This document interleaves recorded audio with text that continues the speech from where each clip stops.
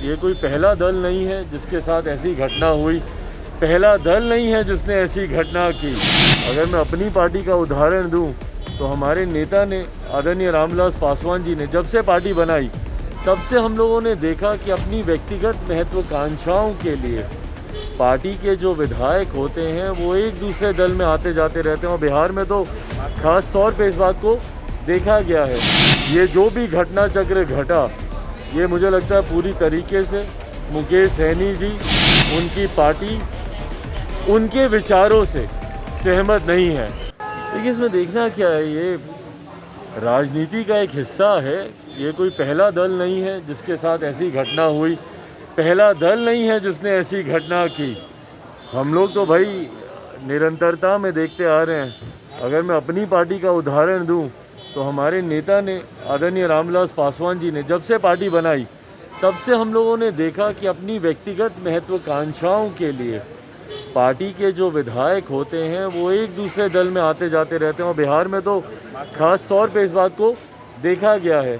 शायद ही कोई ऐसे विधायक होंगे जो किसी ना किसी दल में उन्होंने अदला बदली अपनी महत्वाकांक्षाओं के लिए या कई बार अपने विचारों के लिए भी करते हैं। बट बहरहाल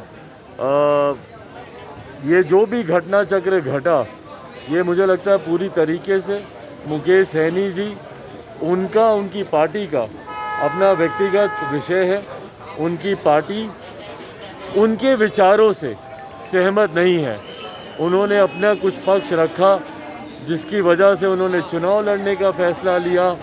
आने वाले समय की रणनीति उन्होंने जिस तरीके से बनाई, उनकी पार्टी के लोग या उनके विधायक संभवतः उनसे सहमत नहीं थे, जिसकी वजह से परिणाम आया। बट पूरी तरीके से उनका अपना इंटरनल मैटर है।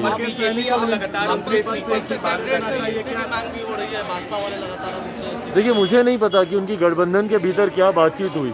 2020 में भी अगर आप देखें तो हम लोग की जानकारी में नहीं है, क्योंकि एक लंबे समय तक वो महागठबंधन का हिस्सा थे, और चुनाव की अधिसूचना के बाद एकाएक वह एनडीए का हिस्सा बने, तो उस वक्त उनकी भारतीय जनता पार्टी से उनकी क्या बातचीत हुई थी, गठबंधन के भीतर उनकी बातचीत हुई थी कि भी नहीं हुई थी। उनकी मुख्यमंत्री नीतीश कुमार जी की पार्टी से बातचीत हुई थी, भाजपा से हुई थी, ये नहीं जानते हम लोग, पब्लिक डोमेन में नहीं है। तो किन परिस्थितियों में उनके अलायंसेस हुए, क्या क्या उनकी शर्तें थी अलायंसेस के वक्त, क्योंकि गठबंधन के वक्त ये तमाम बातों का जिक्र होता है। हम लोगों ने भी अलायंसेस किए, हम लोग जानते हैं कि ये तमाम बातों का जिक्र होता है। उनके क्या शर्तें रखी गई, नहीं रखी गई, तो इसलिए ये कहना कि उनको गठबंधन में रहना चाहिए, इस्तीफ़ा देना चाहिए, नहीं देना चाहिए, इसके लिए मैं अधिकृत नहीं हूँ। उनके जो घटक दल हैं वही इस पर फैसला लेंगे। आपकी पार्टी के भी कई लोग जो हैं जेडीयू में कल शामिल हुए हैं, उनको शुभकामनाएं।